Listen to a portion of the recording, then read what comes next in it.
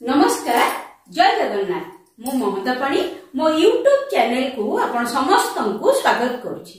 पिला माने सभ्यता और विज्ञान विषय रे हमर या पूर्वरु दुईटी क्लास सरीछि। आज आमे आउ किछि पढिबा। ठीक अछि बिले देखो पृष्ठ 47 बाहर कर। पिला माने या पूर्वरु सभ्यतार आदर्श मु तुमको कही तुमर मने थिबो कि नाही मु जानिनी तथापि आउ टिके मु कहि दउची। वर्तमान पृथ्वी रे सभ्यतार आदर्श होची वैषयिक मानसिक नैतिक एवं शारीरिक उन्नति सहित विश्व मानविकतार प्रतिष्ठान विराट सृष्टि रहस्यर उद्घाटन एवं सेमानक मूल रे केउ महाशक्ति अछि ताकू चिन्हिबा होची वर्तमान सभ्यतार आदर्श। एतिक जाक हमकु दरकार। आमे ता बाबदरे मध्ये किछि पढिचंती एवं शेषरे आमे सेदिन कोन पढिथिले जे एई सभ्यता को पाइबा पाई आमे विज्ञान को अवलंबन करचंती बा विज्ञान को आश्रय करचंती एवं तापरे आमे पढिथिले जे सभ्यता पाई ही विज्ञान रे आवश्यकता यथेष्ट अछि। ठीक अछि एबे आमे पढिबा आम्भे माने एही विज्ञान बल रे आम्भ मानकर सभ्यतार उच्चतम सोपान आरोहण करिबा पाई उद्योग लगेई थाउ। जड़ विज्ञान मूल रे आम्भ मान कोन गणित शास्त्र निहित ताहारी बल रे जटिलतम समस्या मान अन्यास रे साधित होई परछि। जड़ विज्ञान दुई भाग विभक्त पदार्थ विज्ञान और रसायन विज्ञान। एही दुई विज्ञान मध्य नाना विभाग और उपविभाग रे विभक्त। पिला माने देखो जेतेबेले आमे विज्ञान को माध्यम करिचु सभ्यता को पाइबा पाई बा से सृष्टि रहस्य को उद्घाटन करिबा पाई आमे विज्ञान को पुंखानुपुंख भाव रे आलोचना करिबा। तो विज्ञान बर्तमान दुई भाग रे विभक्त। जड़ विज्ञान का गोटे होची जड़ विज्ञान गोटे होची जीव विज्ञान। से जड़ विज्ञान पुणी दि भाग रे विभक्त कोन ना तमरो पदार्थ विज्ञान और रसायन विज्ञान। पदार्थ विज्ञान मध्य विभिन्न उपविभाग रे विभक्त हिची रसायन विज्ञान मध्य विभिन्न उपविभाग रे विभक्त हिची। पदार्थ विज्ञान आलोक उत्ताप विद्युत शब्द प्रवृत्ति विभिन्न तत्व अनुसंधान विभाग मानकरे विभक्त होची। रसायन मध्य सेही परि विभिन्न विभाग रे विभक्त। एही जड़ विज्ञान बल रे जड़ पदार्थर घात प्रतिघात क्रिया प्रतिक्रिया व्यवहार आकर्षण गति और मिलन प्रक्रिया प्रवृत्ति विभिन्न विषय आलोचना करी आमे माने जड़ विषय रे सम्यक ज्ञान लाभ करिथाउ।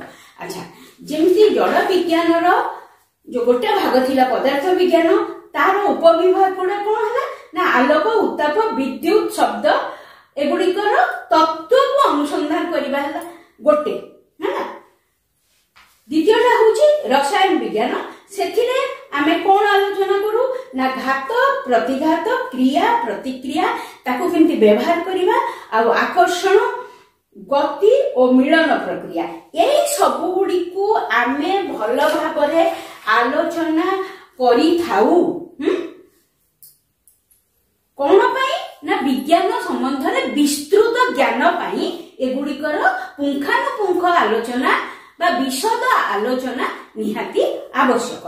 एमाने की काम करथि सेही विज्ञान बल रे प्रकृतिर संगठित जावतीय क्रिया गुड़िक हृदयंगम करि पारुथाउ। ए विज्ञान बल रे आमे ए प्रकृति रे जेते क्रिया होउची जेते काम होउची सेगुडी को आमे हृदयंगम करथाउ। पिला माने प्रकृति रे अनवरत अहरह विभिन्न कार्य होउची।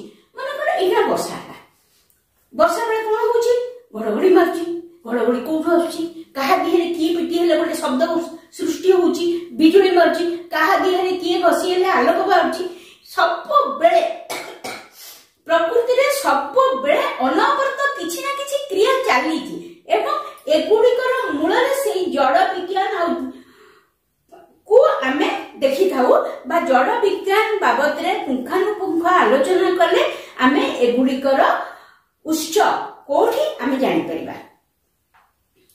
आम मानकर सौर जगत परी आउ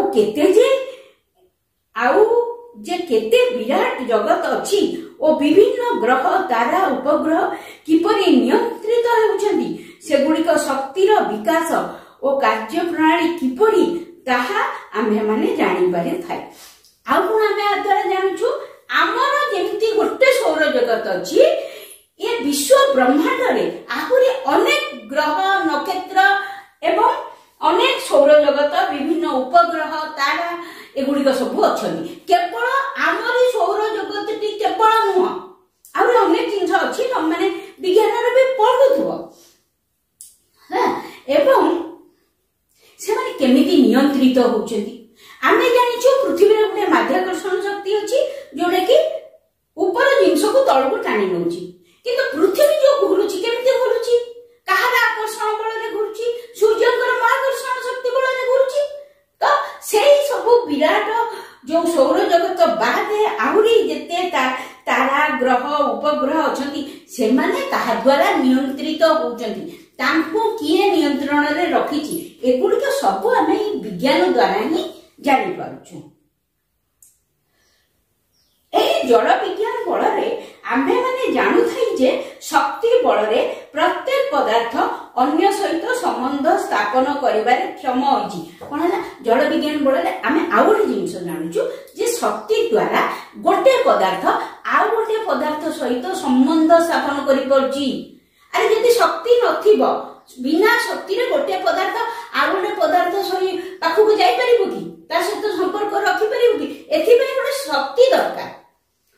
एथि सेही उदाहरण मु पुणी दउछि महाकर्षण शक्ति गोटे बल हां तार सी कोन होछि ऊपर गोटे जिंस टाणी के तळे पकई देई पारुछि जोडी तमर न्यूटन कथा बात करथिले टाणी के तळे पकोछि ता माने सेही जो ऊपर जिनसटी तळ सहित केमिति संबंध स्थापन कला ना तळर शक्ति ताको टाणीला सूर्यकर शक्ति पृथ्वी को टाणी किनि रखुची बुलौची पृथ्वी न गळी पडंता बुझी होची त एई जड़ विज्ञान बल रे आमे जानि परजु जे गोटे पदार्थ अन्य पदार्थ सहित संबंध स्थापन करि परची केमिति ना शक्ति द्वारा ता छडा आमे माने वैश्विक उन्नति रे एते अग्रसर होई थाई जे पूर्ववर्ती मानवता स्वप्न रे सुद्धा भाबी थिले कि नाही संदेह। आमे माने आज एही जड़ विज्ञान बल रे विभिन्न धातु और उपादान विशुद्ध भाव रे आहरण करि परछु। रेल मोटर उड़ाज बेतार यंत्र रेडियो टेलीविजन टेलीफोन प्रभृति विविध उपकरण रे वैषयिक सुख समृद्धि संपादन रे यथेष्ट क्षम होइछु। कोन हला जे आमे आज ए विज्ञान बल रे वैषयिक दिगरे एते उन्नत हो जेजु जे आम पूर्ववर्ती मनुष्य माने बा आम पूर्व पीढ़ी माने एकथा को स्वप्न रे सुद्धा भाबी थिबे कि नै जणा नै। आमे आज वैषयिक एते सुख पाइछु वैषयिक दिगरे एते समृद्ध होइछु आमे टेलीफोन टेलीविजन उड़ाज रेल गाड़ी सब को व्यवहार करछु वैषयिक सुख रे आमे वर्तमान भरपूर हेकिरि रहछु। विराट सागर जी दुर्लंघ्य होई नाही कि तुंग हिमालय दूर होई रही नाही ए सुदूर ए सबुर मूल रे एही जड़ विज्ञान र अनुशीलन और चर्चार फल विद्यमान। एही जो जड़ विज्ञान को आमे अनुशीलन करछु चर्चा करूछु कोन अछि आ भितरे आ द्वारा आमे कोन लाभ पाई परिबो तारी फल रही आज सुदूर विराट सागर माने एते बड़ बड़ समुद्र आम पई दुर्लंघ्य कि रहिनी आमे ताको लंघी जाई परछु पारी हे जाई पारुछु विराट विराट पर्वत ताको मध्य आमे आरोहण करि पारुछु। ए सब दुरूह कार्य आम पई आ दुरूह हेकिरि नाही बा कष्टकर हेकिरि नाही काहेकि ना विज्ञान बल रे आमे एते बाट आगेछु एगुडी आम पई आ कोनोसी कष्ट कार्य नुहे। ठीक अछि पिले बुझियला देखो आमे माने जे कि ଚନ୍ଦ୍ରରେ ପହଞ୍ଚି ଗଲୁଣି, ମହାକାଶରେ ବୁଲି ବୁଲି ଆମେ ମାନେ କଣ କରୁଛୁ, ମହାକାଶ ବିଷୟରେ କେତେ ଅନୁସନ୍ଧାନ କରୁଛୁ। ତେଣୁ ଏଗୁଡିକ ଯୋଉଟାକି ଆମ ପୂର୍ବ ପିଢି ମାନେ ଭାବି ନଥିବେ ଏମିତି ହେଇପାରେ, କିନ୍ତୁ ଆମେ ସେଇ ପର୍ଯ୍ୟନ୍ତ ପହଞ୍ଚି ଗଲୁଣି। ଜଡ଼ ବିଜ୍ଞାନ ଓ ଜୀବ ବିଜ୍ଞାନର ସଂଯୋଗରୁ ନାନା ବିଭାଗ ସୃଷ୍ଟି ହୋଇ ଅଶେଷ କଲ୍ୟାଣ ସାଧନ କରିପାରିଛି। ଜୀବ ବିଜ୍ଞାନ ବିଷୟ ଦେଖାଯାଉ। ଜୀବ ବିଜ୍ଞାନ ଦୁଇ ଭାଗରେ ବିଭକ୍ତ, ପ୍ରାଣୀ ବିଜ୍ଞାନ ଏବଂ ଉଦ୍ଭିଦ ବିଜ୍ଞାନ। ଏମାନଙ୍କ ଚର୍ଚ୍ଚାରୁ ପ୍ରାଣୀର ବିଭିନ୍ନ ଗଠନ ପ୍ରକ୍ରିୟା ଏବଂ କେଉଁ ଶକ୍ତି ବଳରେ ସେମାନେ ଜୀବନର ଅଧିକାରୀ ହୋଇଛନ୍ତି ତାହାର ସନ୍ଧାନ ମିଳିଥାଏ। ବିଭିନ୍ନ ପ୍ରଣାଳୀ ବିଶ୍ଳେଷଣ ଓ ସଂଶ୍ଳେଷଣ ବଳରେ ଜୀବନ୍ତ ବସ୍ତୁର ବିଭିନ୍ନ ସମସ୍ୟା ନିରୂପିତ ହେବାର ଉଦ୍ୟୋଗ ଚାଲିଛି। ପିଲେ ଦେଖ, ବିଜ୍ଞାନର ଆଉ ଗୋଟେ ଭାଗ ହେଇଗଲା, ଗୋଟେ ଜଡ଼ ବିଜ୍ଞାନ, ଗୋଟେ ମୁଁ କହିଥିଲି ଜୀବ ବିଜ୍ଞାନ। ଜୀବ ବିଜ୍ଞାନ ମଧ୍ୟ ଦି ଭାଗରେ ଭାଗ ହେଇଛି, ଗୋଟେ ହଉଛି ଉଦ୍ଭିଦ ବିଜ୍ଞାନ ଆଉ ଗୋଟେ ହଉଛି ପ୍ରାଣୀ ବିଜ୍ଞାନ। ପିଲାମାନେ ଦେଖ, ଜୀବ ବିଜ୍ଞାନ ହଉଛି ତମର ପ୍ରାଣୀ ବିଜ୍ଞାନ ଆଉ ଉଦ୍ଭିଦ ବିଜ୍ଞାନ, ଏକଥା ତମକୁ ମୁଁ ଏବେ କହିଲି।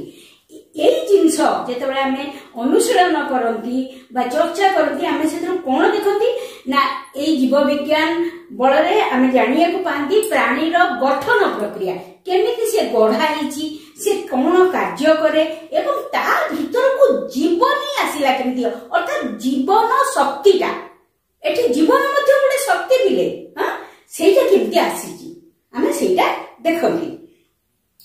ବିଭିନ୍ନ ପ୍ରଣାଳୀ ବିଶ୍ଳେଷଣ ଓ ସଂଶ୍ଳେଷଣ ବଳରେ ଜୀବନ୍ତ ବସ୍ତୁର ବିଭିନ୍ନ ସମସ୍ୟା ନିରୂପିତ ହେବାର ଉଦ୍ୟୋଗ ଚାଲିଛି।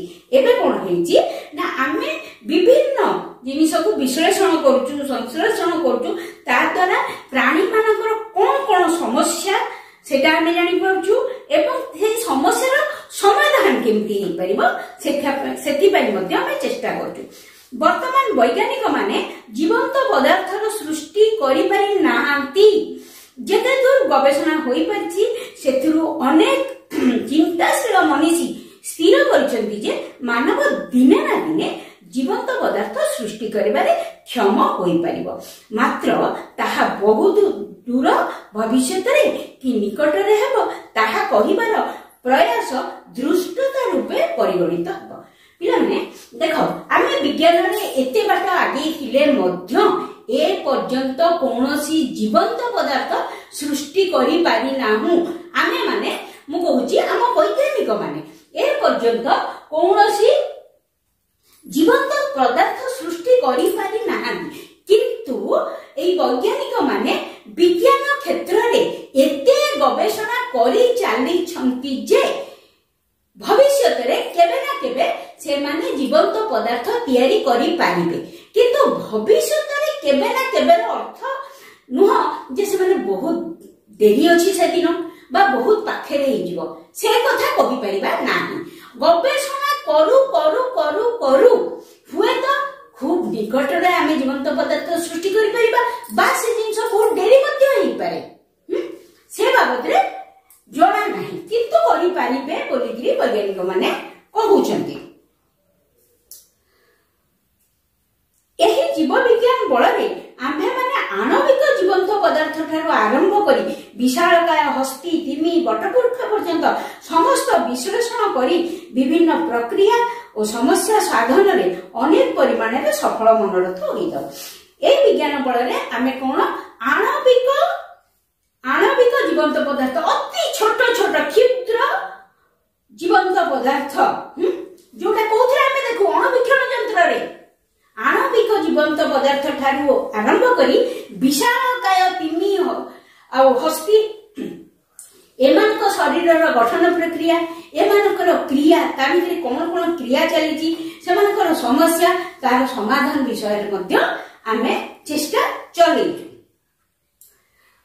ଜଳ ଓ ଜୀବ ବିଜ୍ଞାନର ସମ୍ମିଶ୍ରଣ ଓ ସହଯୋଗିତାରୁ ଆମ୍ଭମାନେ ଶରୀର ତତ୍ତ୍ୱ, ଆୟୁର୍ବେଦ, ମନସ୍ତତ୍ତ୍ୱ, କୃଷି ବିଜ୍ଞାନ, ପୃଥିବୀ ତତ୍ତ୍ୱ, ଜ୍ୟୋତିଷ ପ୍ରଭୃତି ନାନାବିଧ ଶାସ୍ତ୍ର ବଳରେ ଆମ୍ଭମାନଙ୍କର ଜ୍ଞାନର ସୀମା ବିସ୍ତୃତ କରିପାରିଥାଏ। ଏଇ ଯୋଉ ଜଳ ବିଜ୍ଞାନ ଆଉ ଜୀବ ବିଜ୍ଞାନ, ୟାର ସମ୍ମିଶ୍ରଣରେ କଣ ହେଇଛି, ଆମର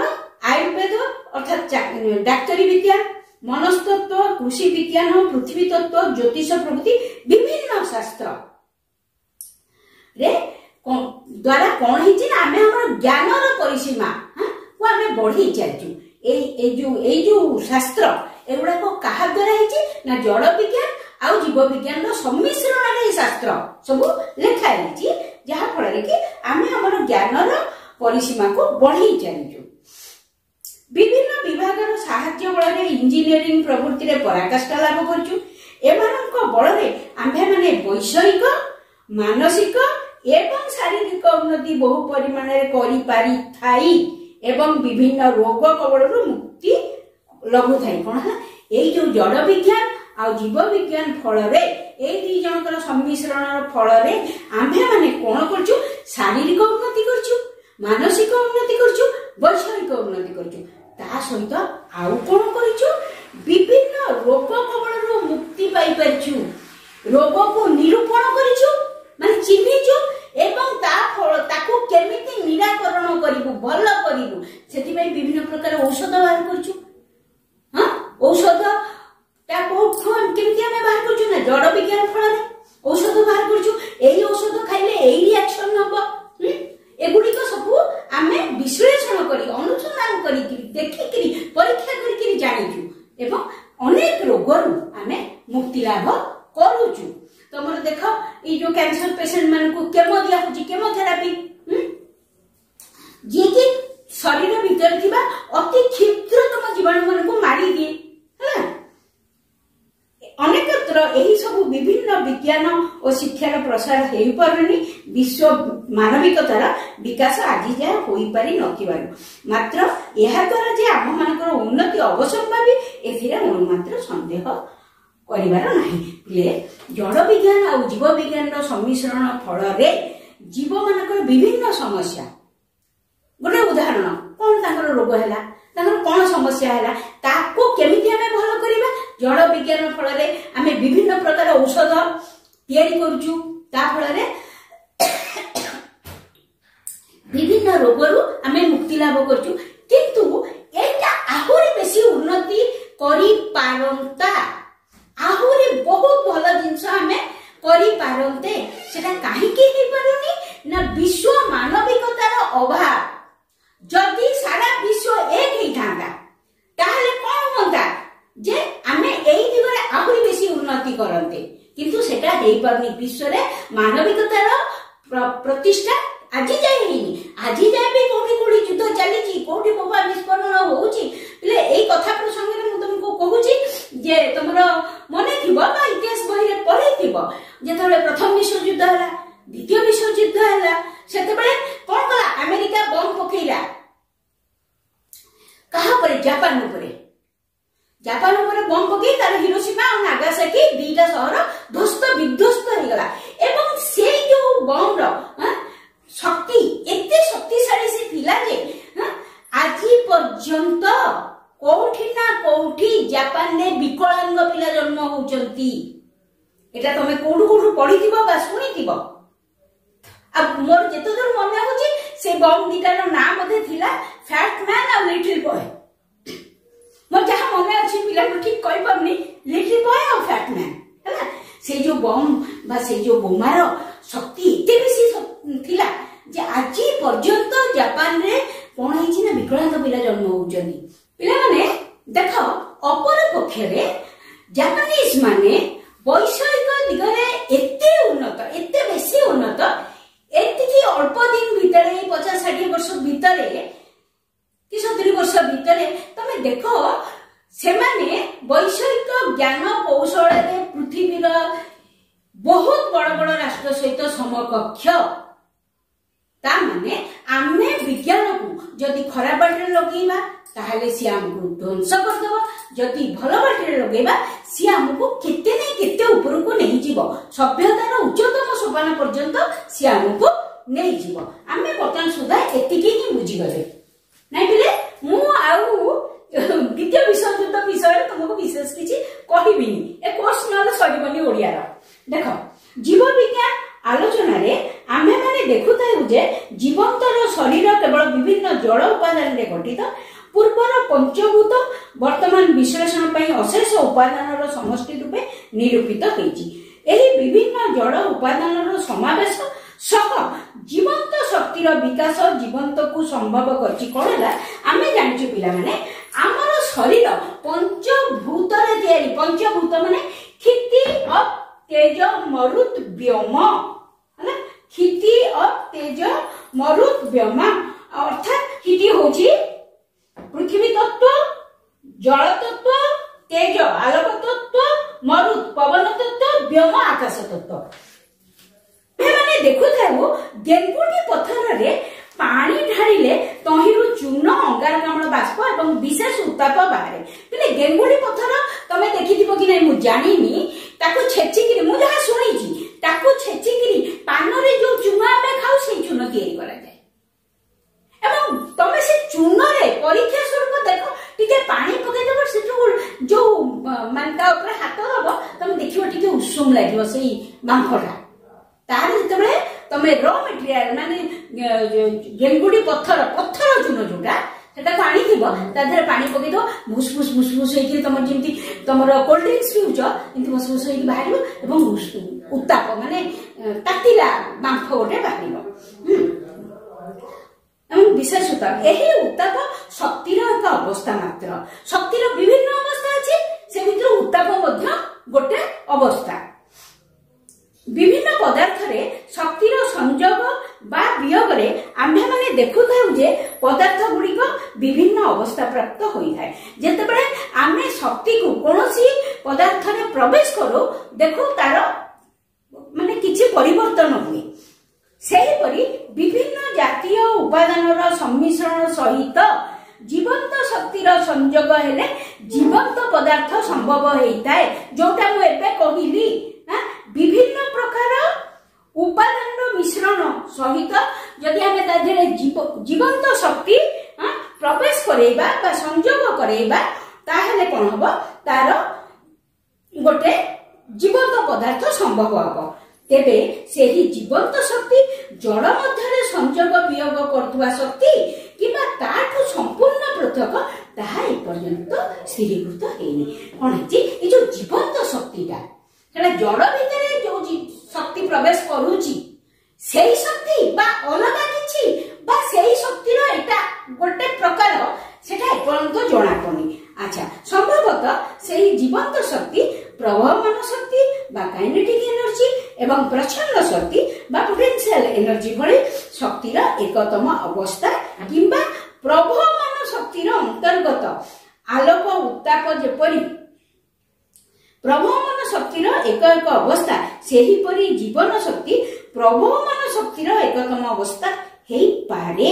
ତେବେ ଯାହା ହଉ ଜୀବନ ଏକ ଶକ୍ତିର ଅବସ୍ଥା। କଣ ହେଲା, ଶକ୍ତିର ବିଭିନ୍ନ ଅବସ୍ଥା ପରି ବିଭିନ୍ନ ଅବସ୍ଥା ମାନେ ଗୋଟେ ହଉଛି ପ୍ରବହମାନ ଶକ୍ତି, ଗୋଟେ ହଉଛି ପ୍ରଚ୍ଛନ୍ନ ଶକ୍ତି। ଏଠି ଲେଖକ କହୁଛନ୍ତି ଆଜି ପର୍ଯ୍ୟନ୍ତ ଏଟା ଜଣା ପଡୁନି ଶକ୍ତିର ଯୋଉ ବିଭିନ୍ନ ଅବସ୍ଥା, ପ୍ରବହମାନ ଶକ୍ତି, ପ୍ରଚ୍ଛନ୍ନ ଶକ୍ତି, ସେମିତି ଜୀବନ୍ତ ଶକ୍ତି ଗୋଟେ ଅବସ୍ଥା ବା ପ୍ରବହମାନ ଶକ୍ତିର ଗୋଟେ ଅବସ୍ଥା, ସେଟା ଏପର୍ଯ୍ୟନ୍ତ ଜଣା ପଡିନି।